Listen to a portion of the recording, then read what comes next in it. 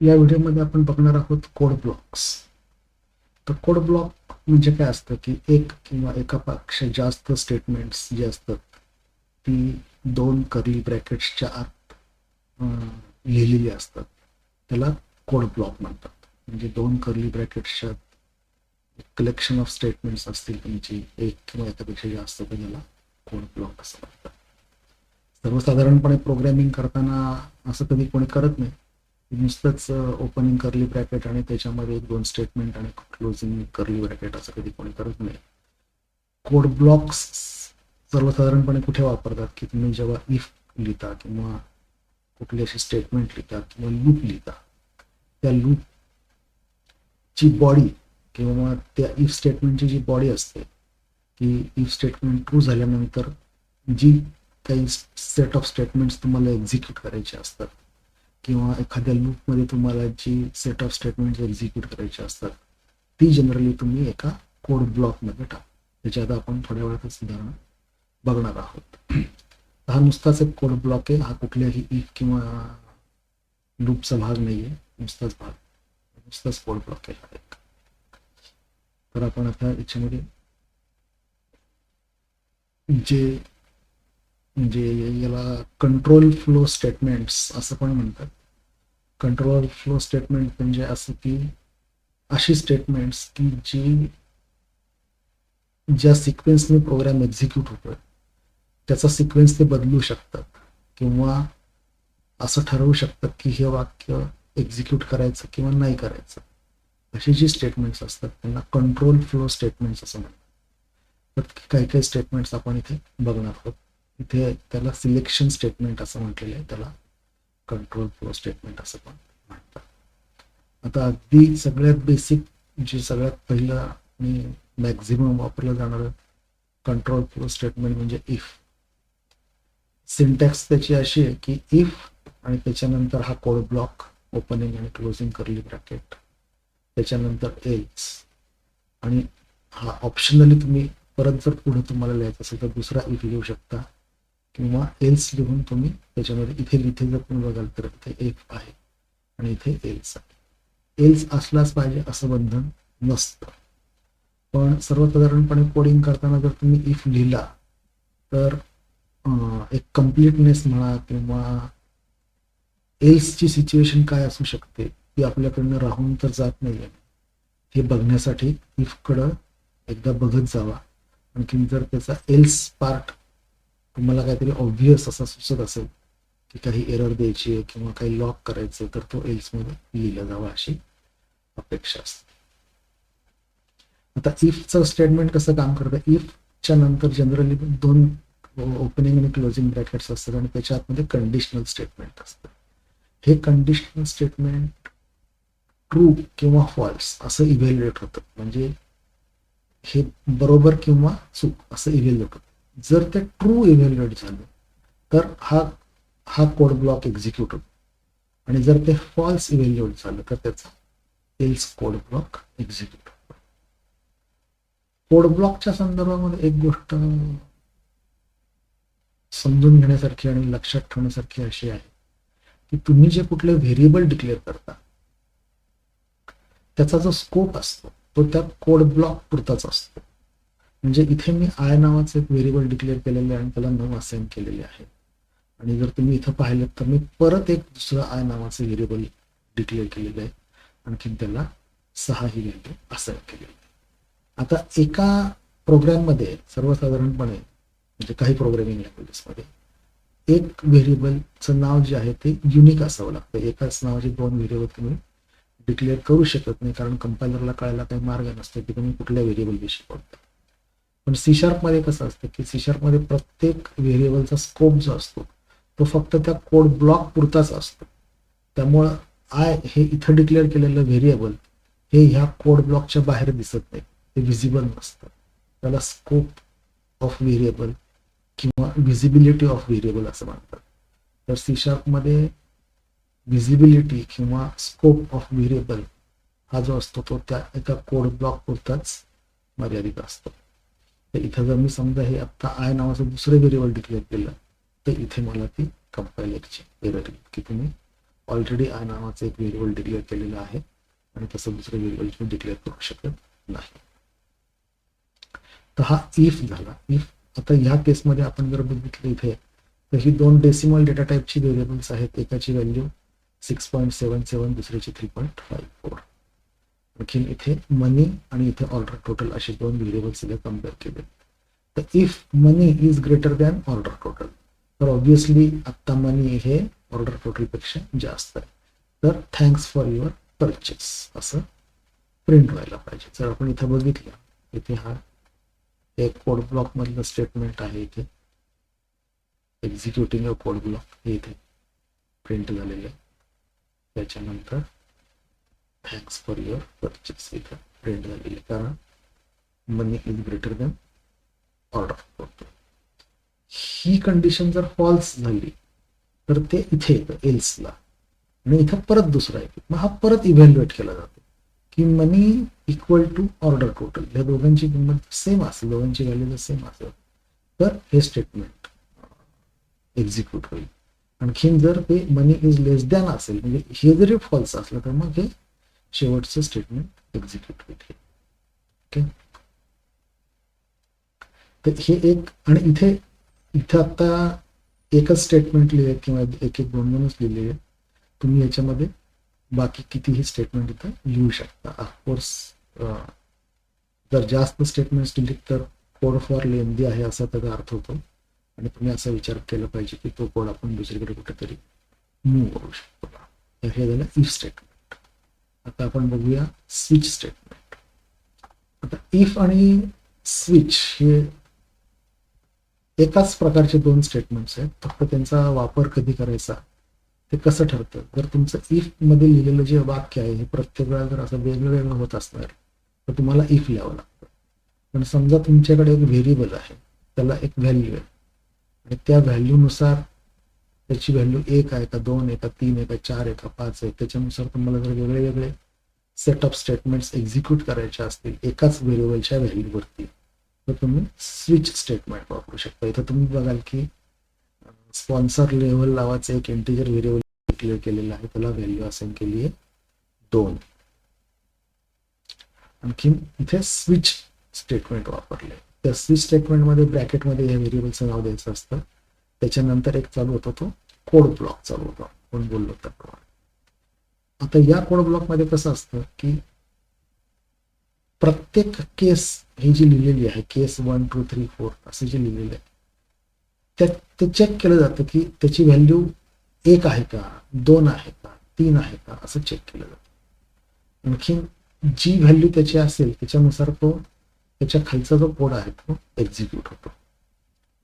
तर इथे आता इथे कोड ब्लॉकची गरज नसते, कारण इथे ठरलेलं असतं की या केसच्या नंतर हे जे ब्रेक स्टेटमेंट आलेलं आहे तोपर्यंत लिहिलेला जो कोड आहे तो एक्झिक्यूट होतो.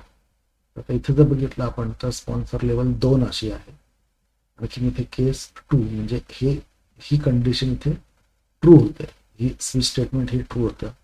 तर इथे लिहिलेलं आहे की thanks for being a silver sponsor, आणि ते वाक्य इथे प्रिंट होऊन आलेलं आहे की thanks for being a silver sponsor, कारण व्हेरिएबलची व्हॅल्यू आहे 2. त्याच्यात कसं असतं की जर तुम्ही एखादा इथं ब्रेक स्टेटमेंट जर टाकलं नाही तर या दोन्ही व्हॅल्यूजसाठी हा एकच कोड एक्झिक्यूट होतो. म्हणजे इथं 3 लिहिले आणि 4 लिहिले, पण 3च्या नंतर काही लिहिलेलं नाहीये आणि 3च्या नंतर ब्रेक पण नाही लिहिलेलं. ब्रेक हे महत्वाचं आहे. ब्रेक असेल तरच ते ह्याच्या हे जे कोड ब्लॉक आहे त्याच्यातनं तो बाहेर येतो आणि डायरेक्ट या 87 नंबरच्या लाईनला त्याचं एक्झिक्युशन चालू होते जेव्हा तुम्ही ब्रेक लिहिता. जर तुम्ही ब्रेक लिहिलं नाही, जसं इथं आहे की केस 3 आणि केस 4च्या मध्ये ब्रेक लिहिलेलं नाही, तर केस 3 आणि केस 4 म्हणजे ह्या व्हेरिएबलची व्हॅल्यू 3 असली काय किंवा 4 असली काय, thank you for being a bronze sponsor असंच इथे प्रिंट होऊन येणार.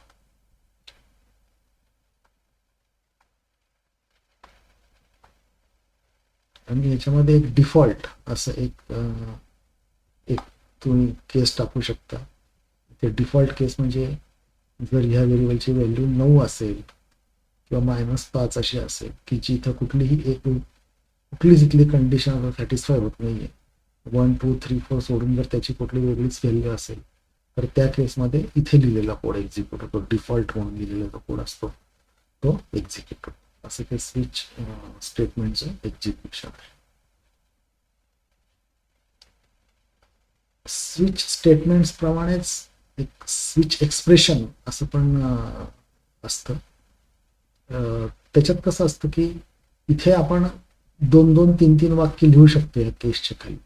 पण तुम्हाला जर तसं करायचं नसेल, तुम्हाला फक्त एका व्हेरिएबलची व्हॅल्यू काय आहे त्याच्यानुसार दुसरे व्हेरिएबल जर असाइन करायचं असेल, तेवढंच करायचं असेल, तर तुम्ही स्विच एक्सप्रेशन वापरू शकता. तर ते कसं असतं की त्याच्यामध्ये आता ह्या एक्झाम्पलमध्ये आता कसं केलंय की कार्ड टाईप नावाचा इनम लिहिलेला आहे. इनम आपण नंतर वेगळ्या याच्यामध्ये बघणार आहोत व्हिडिओमध्ये. तर इथे हा कार्ड टाईप नावाचा इनम लिहिलेला आहे. आणखीन कार्ड टाईप कुठला आहे त्याच्यानुसार त्या कार्डचा कलर ठरवला जातो.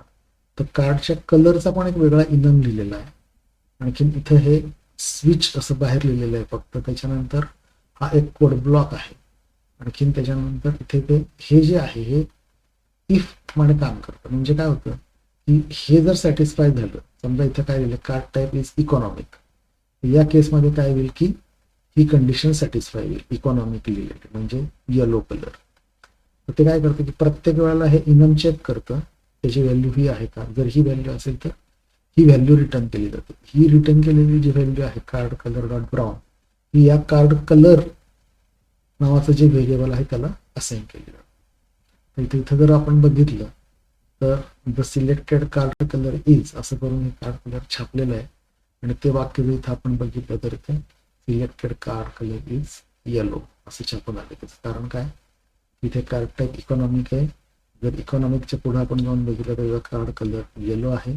त्यामुळे ही जी इनमची व्हॅल्यू आहे ती या कार्ड कलरला असाइन झालेली आणि ती इथं आपली प्रिंट केलेली.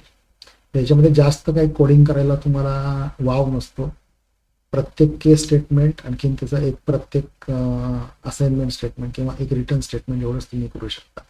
त्याची क्लिअर काय करता येत नाही. That is a switch expression. आणि ज्याच्यामध्ये तुम्ही ब्रेक स्टेटमेंट लिहून याच्यामध्ये काही कोड करू शकता. That is a switch statement. त्याच्यानंतर अत्यंत महत्वाचं आणखीन खूप वेळा वापरला जाणारा कंट्रोल फ्लो स्ट्रक्चर म्हणजे लूप. आता 4 प्रकारचे लूप्स असतात. त्याच्यामध्ये हे ज्यांना सी माहिती आहे किंवा जावास्क्रिप्ट माहिती आहे त्यांना कळेल की हे फॉर स्टेटमेंट आहे. त्याचे 3 पार्ट असतात.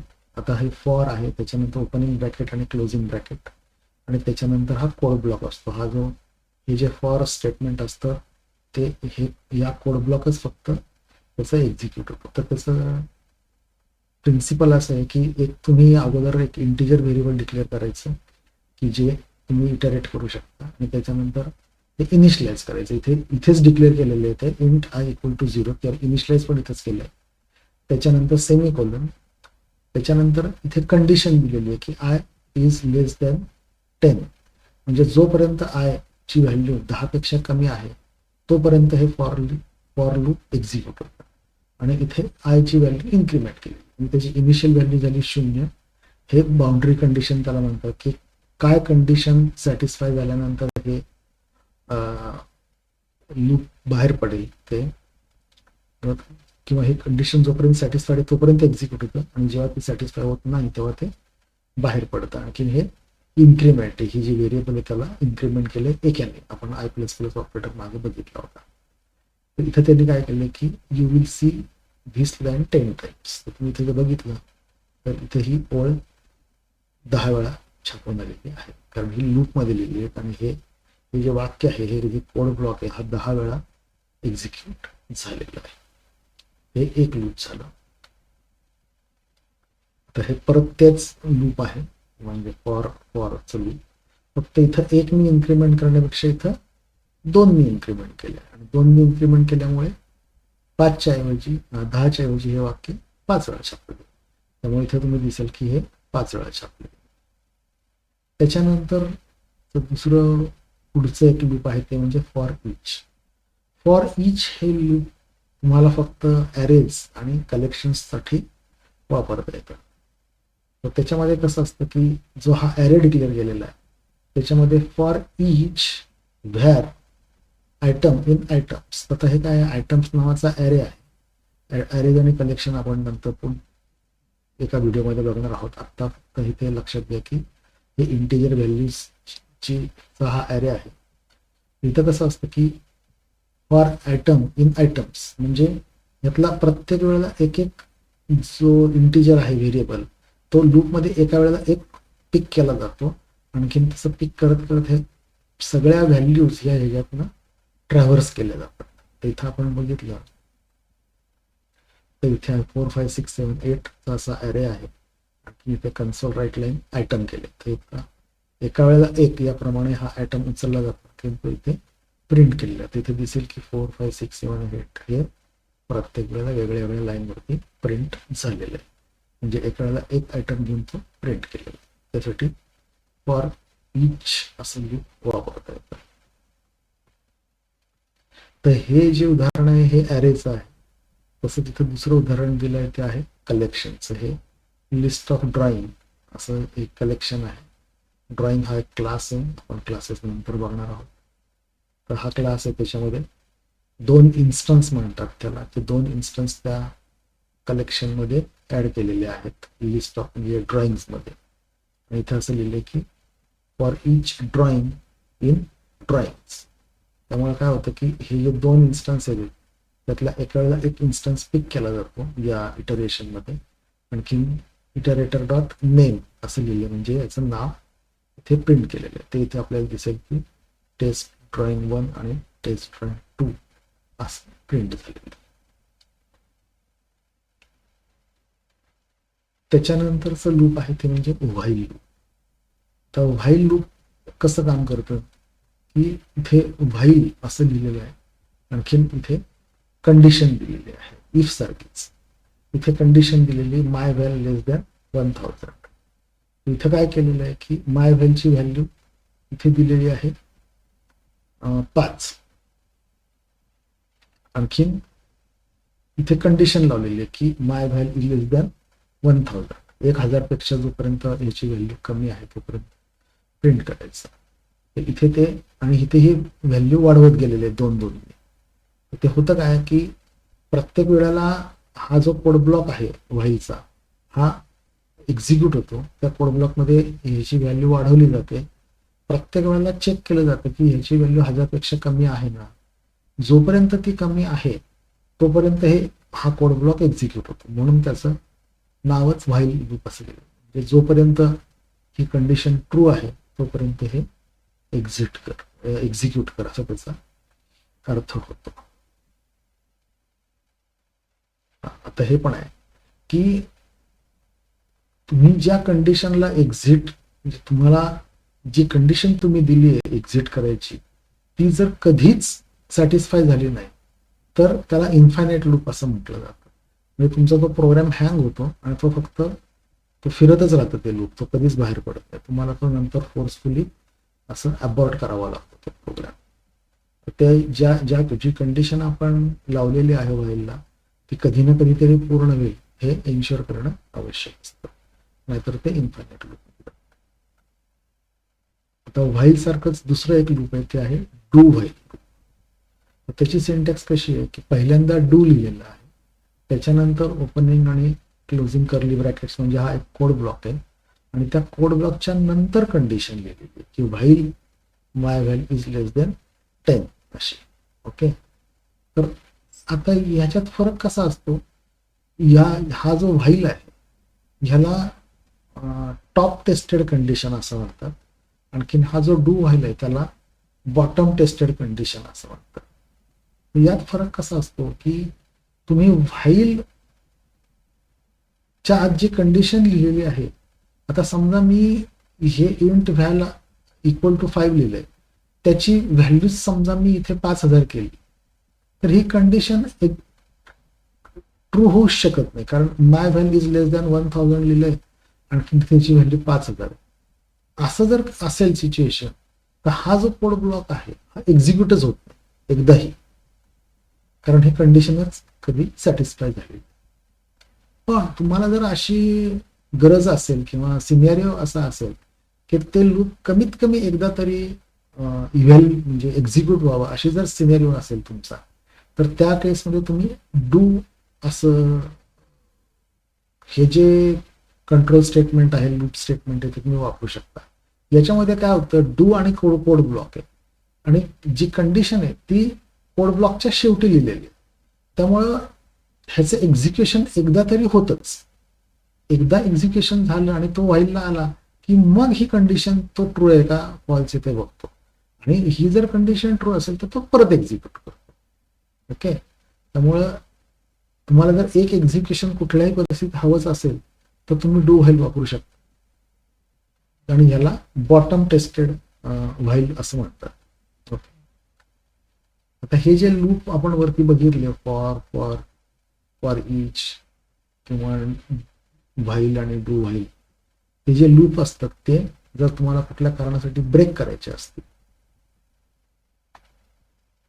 म्हणजे एखादी कंडिशन सॅटिस्फाय झाली की त्याच्यानंतर तुम्हाला ते लूप कंटिन्यूच करायचं नसेल, त्यातनं बाहेर पडायचं असेल, पुढचे सगळ्या इटरेशन्स जे ते तुम्हाला इग्नोर करायचे असतील, तर तुम्ही ब्रेक स्टेटमेंट वापरू शकता. इथे दिसतंय त्याप्रमाणे इथे ब्रेक लिहिलेलं आहे. इथं काय केलेलं आहे, I is equal to 0, I is less than 10 आणि आय प्लस प्लस, म्हणजे हे लूप जे आहे हे 10 वेळा एक्झिक्यूट होणं अपेक्षित आहे. पण ते होणार नाही, कारण इथं काय केलंय त्यांनी की if I is equal to 7 जर तो 7 असेल तर ते ब्रेक लिहिलेलं आहे, त्यामुळे तो ते लूप ब्रेक होऊन जाईल. याचं आउटपुट आपण इथे बघू शकतो. हे बघा इथे की current value of I is 0. तर हे वाक्य एक्झिक्यूट झालेलं आहे जोपर्यंत हे 7 येत नाही तोपर्यंत. जेव्हा हे 7 आलं तेव्हा ही कंडिशन ट्रू झाली. तो जोपर्यंत 7 नव्हतं तोपर्यंत ही कंडिशन ट्रू झालीच नाही, त्यामुळे हे आतमध्ये आलंच नाही. ही कंडिशन जेव्हा ट्रू झाली तेव्हा तो या कोड ब्लॉकमध्ये प्रवेश केला कोडनी. त्याच्यानंतर हे जे वाक्य आहे for loop was broken here, हे for loop was broken here हे वाक्य त्यांनी प्रिंट केलं आणि त्याच्यानंतर ब्रेक स्टेटमेंट सापडले. ब्रेक स्टेटमेंट सापडल्यानंतर त्यांनी हे फॉर लूप मध्येच सोडून देऊन तो डायरेक्ट 215 लाईन नंबरला त्याचं एक्झिक्युशन चालू झालं. त्यामुळे इथे तुम्ही बघाल की इथे हे ब्रेक केलेलं आहे, हे ब्रेक झालं आहे आणि त्याच्यानंतर कंटिन्यू छापलेलं, म्हणजे हे जे फॉर लूप आहे हे इथं ब्रेक केलं. 8, 9 आणि 10 या व्हॅल्यूज इथे छापल्या गेलेल्या नाही आहेत. आणखीन हे लूप ब्रेक करून ते एक्झिक्युशन पुढे आलं, आणखीन त्यांनी हे कंटिन्यू हे इथं प्रिंट केलं. हे ब्रेक आहे, त्याच्यानंतर कंटिन्यू असं अजून एक स्टेटमेंट. आता ब्रेकच्या वेळेला काय होतं, तुम्ही हे लूप ब्रेक करून डायरेक्ट पुढे निघून येता. कंटिन्यू त्याच्याबरोबर उलट आहे. जेव्हा तुम्ही कंटिन्यू म्हणता तेव्हा हे एक्झिक्युशन इथून जंप मारून परत व्हाईलकडे जातं. ते कंटिन्यू म्हणजे तुम्हाला एखाद्या सेट ऑफ कंडिशन्समध्ये एखादा कोड एक्झिक्यूट करायचा आहे आणि त्याच्यानंतरचा जो कोड तो एक्झिक्यूट नाही करायचा, अशी जर रिक्वायरमेंट असेल तर तुम्ही त्या कंडिशनमध्ये इथे कंटिन्यू म्हणू शकता. इथे तुम्ही कंटिन्यू म्हटलं की जो कंट्रोल फ्लो असतो तो डायरेक्ट या व्हाईलच्या स्टेटमेंटला जाऊन परत त्याचे एक्झिक्युशन चालू होतं. परत ही कंडिशन ट्रू आहे का फॉल्स आहे ते बघतो. ट्रू असेल तर परत त्यातलं एक्झिक्युशन करतो, फॉल्स असेल तर बाहेर पडतो. पण ज्या वेळेला कंटिन्यू वापरतो तुम्ही त्यावेळेला या स्टेटमेंटच्या नंतर हा जो कोड ब्लॉक आहे त्याच्या बाहेरची जी स्टेटमेंट्स आहेत ही 235 आणि 33 ती एक्झिक्यूट होत नाहीत. इथे तुम्ही बघितलं तर माय व्हॅल इक्वल टू 5 केलंय आणि व्हाईल माय व्हॅल लेस दॅन 10 आणि इफ माय व्हॅल इक्वल टू 7 तर ते तर हे वाक्य प्रिंट केले आणि नंतर कंटिन्यू केले. तर कंटिन्यू वॉज एक्झिक्युटेड हिअर. मला दिसेल की 5 आणि 6 झाले, त्याच्यानंतर कंटिन्यू वॉज एक्झिक्युटेड हिअर असं ते प्रिंट करून आले आणि नंतर परत त्याचं एक्झिक्युशन पुढे चालू राहिले आणि नंतर जेव्हा ते 10 पेक्षा आहे तेव्हा ते हे लूप पूर्ण होऊन कंट्रोल खाली आलेलं. त्याच्यानंतरचं सगळ्यात सिंपल स्टेटमेंट म्हणजे रिटर्न काय करतं की जे मेथड असते किंवा त्याचं जे एक्झिक्युशन असतं हे लूप सारखंच असतं, पण लूपच्या ऐवजी समजा ही मेथड असेल आणि तिचं एक्झिक्युशन जर तुम्हाला मध्येच थांबवायचं असेल तर तुम्ही ते रिटर्न स्टेटमेंट वापरू शकतात. मी रिटर्न स्टेटमेंट वापरलं की रिटर्नच्या खाली जो कोड असतो तो कधीही एक्झिक्यूट होत नाही. तिथनंच ते फंक्शन रिटर्न होतं. आणखीन rest of the method or function जे आहे ते एक्झिक्यूट होत नाही. त्याचं जर तुम्हाला इथे एक्झाम्पल बघायचं असेल तर आता इथे त्यांनी काय केलं की where email is equal to email आणखीन गेट ईमेल असं केलेलं आहे. तर इथे समजा आपण ईमेलच्या क्लासमध्ये गेलो, इथं तुम्हाला दिसेल की हा ईमेल नावाचा क्लास आहे, त्याच्यामध्ये ईमेल गेट ईमेल नावाचं ही एक मेथड आहे आणि त्याच्यामध्ये इथे हा फॉर इच लिहिलेला आहे. For each email in emails म्हणजे हे प्रत्येक ईमेल तो बघतोय, आणखीन म्हणजे ट्रॅव्हर्स करतोय हे कलेक्शन जे आहे ते. आणखीन इथे प्रत्येक ईमेल छापलेला आहे. पण इथे एक कंडिशन टाकली. ती कंडिशन काय टाकली आहे की जर ईमेल ही असेल mybillord@email.com तर इथे रिटर्न टाकलेलं आहे, रिटर्न ईमेल. तर इथं रिटर्न ईमेल टाकलं की ॲक्च्युली तो जो ईमेल आहे हा आहे 3 नंबरचा. तर हे जे 4 नंबरचा ईमेल आहे हा प्रिंट होऊन येत नाही कधी. तिथं जर तुम्ही बघितलं तर हे सगळे आले. त्याच्यानंतर रिटर्न वॉज एक्झिक्युटेड हिअर म्हणजे रिटर्न वॉज एक्झिक्युटेड हिअर असं आलं. आणखीन त्याच्यानंतर जी रिटर्न केलेला ईमेल होता हा तो प्रिंट केलेला तो तुम्हाला इथे दिसतो. हा अगोदरचा त्या फंक्शनमध्ये प्रिंट केलेले ते 3. त्याच्यानंतर ते रिटर्न स्टेटमेंट एक्झिक्यूट झालं आणि त्यावेळेला हा जो रिटर्न झालेला ईमेल आहे तो इथे छापून आलेला आहे. अशाप्रमाणे हे अगदी बेसिक कोडिंगचे ब्लॉक्स आहेत. If else, for each, while, do while. आणि जेव्हा तुम्ही कोडिंग करता तेव्हा हे अगदी महत्त्वाचे असे आणि नेहमी लागणारे कंट्रोल फ्लो स्ट्रक्चर्स आहेत. आणखीन ते जेव्हा तुम्ही प्रॅक्टिकल कराल तेव्हा लक्षात येईल की कुठल्या वेळेला कुठलं योग्य स्टेटमेंट आहे ते समजून घेऊन ते वापरून तुम्हाला कोडिंग करायला लागतं. नेहमीप्रमाणे या व्हिडिओमध्ये जे डिस्कस केलेले टॉपिक्स आहेत त्याच्याविषयी काही शंका असतील तर प्लीज कॉमेंट्समध्ये लिहा आणि मी उत्तर द्यायचा प्रयत्न करेन. ओके.